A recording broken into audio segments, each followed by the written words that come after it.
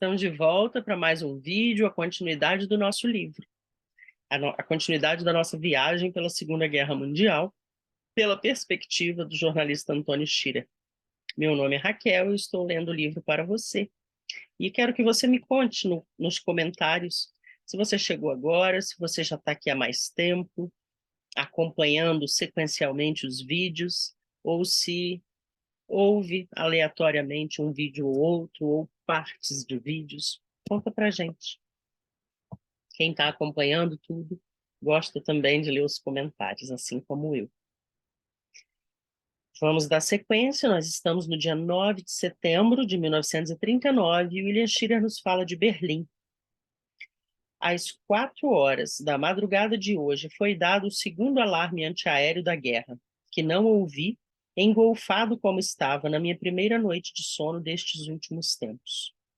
Não tivemos novas informações sobre a notícia transmitida da entrada das tropas alemãs em Varsóvia, o que me leva a desconfiar de que a informação de ontem foi prematura.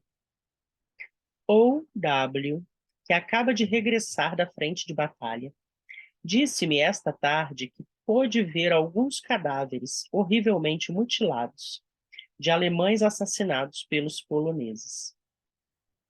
Descreveu-me também a forma pela qual os alemães prendiam os poloneses, homens, mulheres e crianças, levando-os depois para o interior de um edifício, a fim de submetê-los a um julgamento sumário pela corte marcial, para depois encostá-los ao muro do quintal, onde os pelotões de fuzilamento se encarregavam do resto.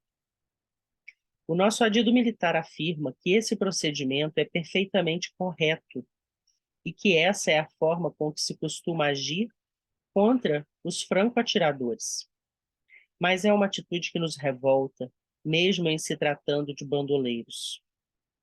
Por outro lado, duvido do que me diz O.W., ao afirmar que as cortes marciais alemães não fazem grandes esforços para estabelecer a distinção entre aqueles que são realmente franco-atiradores e os outros, cuja única culpa é a de serem poloneses.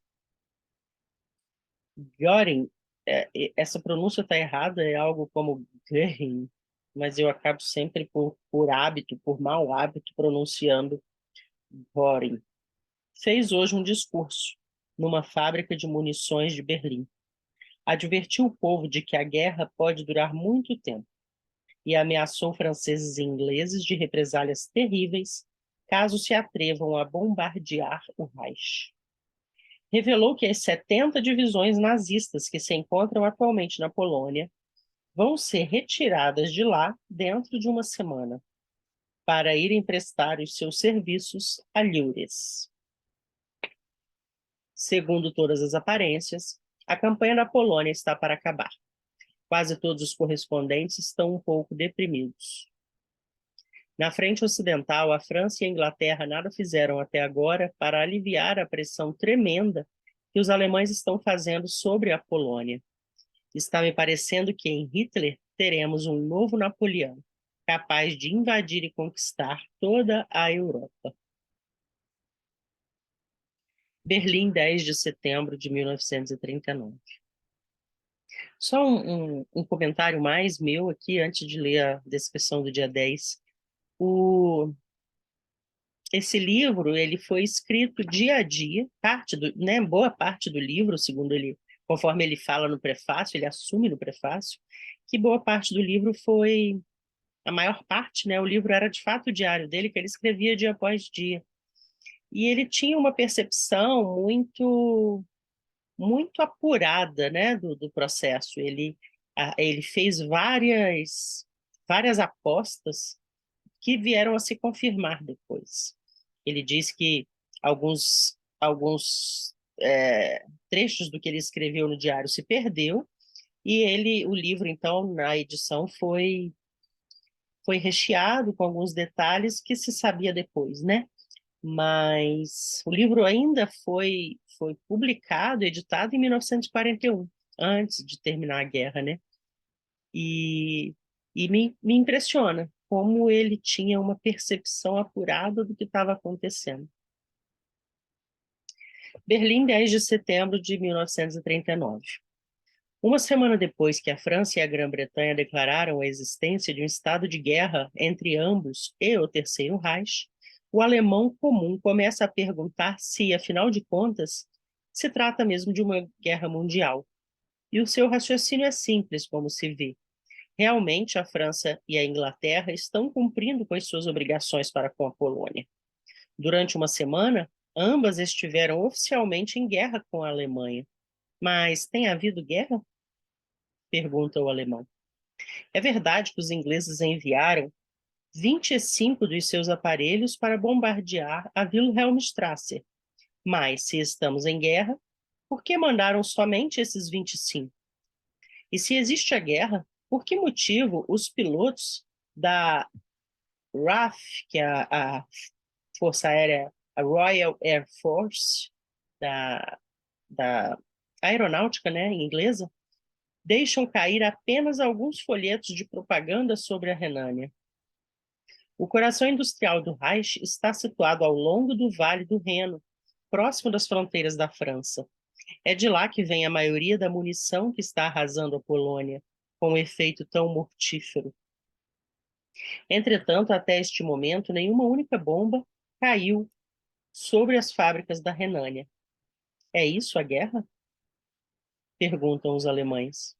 E as fisionomias desanimadas que vi há uma semana já não estão tão desanimadas neste primeiro domingo de guerra. A vida em Berlim continua perfeitamente normal. As óperas, os teatros, os cinemas, todos estão abertos e abarrotados. Na ópera oficial, representam Tannhäuser e Madame Butterfly. No Teatro do Estado, a Ifigênie, de Goethe. O Metropol, centro de diversões favorito de Hitler, anuncia uma nova revista para quarta-feira. E os vespertinos de hoje revelam que em todo o território alemão foram disputadas neste domingo nada menos que 200 partidas de futebol. Berlim, 11 de setembro de 39. O alto comando anuncia que se está travando uma gigantesca batalha na Polônia, já próxima do fim, com a perspectiva de um completo aniquilamento do exército polonês.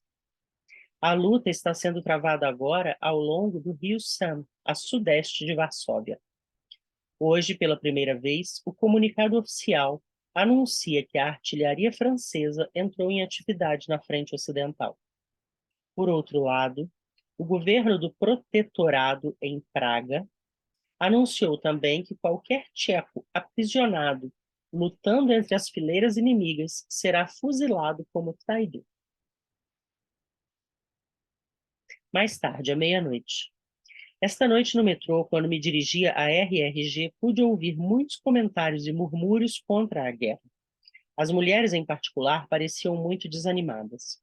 No entanto, quando regressava, já depois da transmissão, uma grande massa, na sua maioria composta de mulheres, estava reunida na estação do metrô, situada por baixo da Deutsche Opernhaus.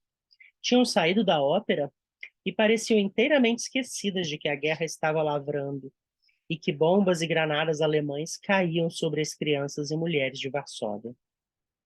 Uma manchete típica, publicada esta noite pelo Deutsche Allgemeine Zeitung.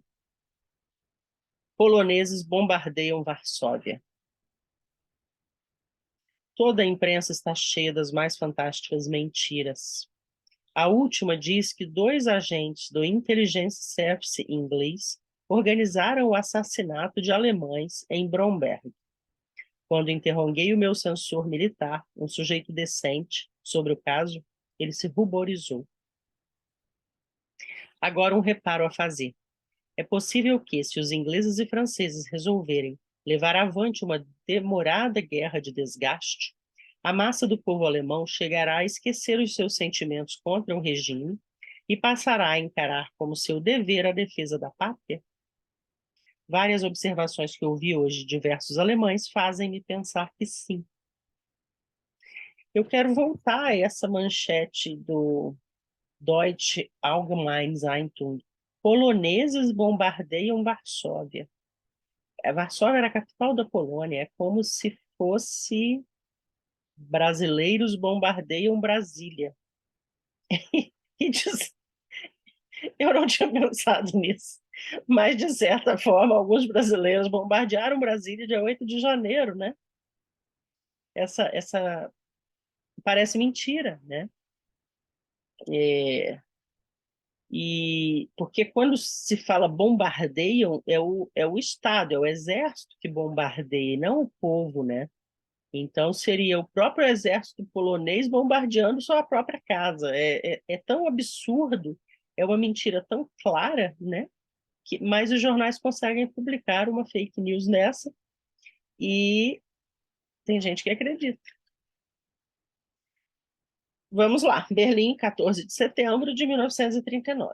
O quartel-general do Führer publicou um comunicado oficial assinado pelo Oberkommando, mas obviamente ditado por Hitler, dizendo que, uma vez que os civis poloneses insistiam em resistir às tropas alemãs no interior da cidade, a Alemanha passaria a lançar mão de todos os recursos ao seu dispor, especialmente os bombardeios aéreos e a artilharia pesada, para acabar de vez com essa atitude e demonstrar àqueles civis a inutilidade de sua resistência. D, H e W, que passaram 3 dias na frente de combate durante esta semana, disseram-me hoje que quase todas as cidades e aldeias polonesas que visitaram estavam totalmente destruídas, ou quase, pelo fogo da artilharia alemã. Todos nós estamos ainda envergonhados pela inação da Grã-Bretanha e da França. Segundo se depreende das transmissões de Ed e Tom, de Londres e Paris, é óbvio que os aliados estão exagerando as notícias sobre as suas iniciativas na frente ocidental. Os alemães sustentam que tem se verificado apenas algumas escaramuças, acentuando que os franceses nem sequer têm feito uso de aviões nos seus, entre aspas, ataques. Y, da embaixada, recebeu hoje os telegramas enviados da Polônia pelo embaixador Weidel, narrando os terríveis bombardeios a que têm sido sujeitas as cidades polonesas. Y sustenta que Hitler está perfeitamente justificado nos ataques aéreos e bombardeios desfechados contra as localidades polonesas, onde a população civil continua oferecendo resistência. Pode ser que eu esteja perdendo o senso das coisas, mas discordo inteiramente desse seu ponto de vista. Minha arrumadeira, numa palestra que teve esta noite comigo, falou-me dos horrores da guerra. Por que motivo os franceses nos guerreiam? Perguntou ela. Por que motivo vocês guerreiam os poloneses? Perguntei também. Disse ela. Mas os franceses são seres humanos. E os poloneses talvez sejam também, retruquei. Voltou a fazer com outro muxoxo. Eu estou pasma. Meus amigos, eu estou pasma, mas os franceses são seres humanos, os poloneses não.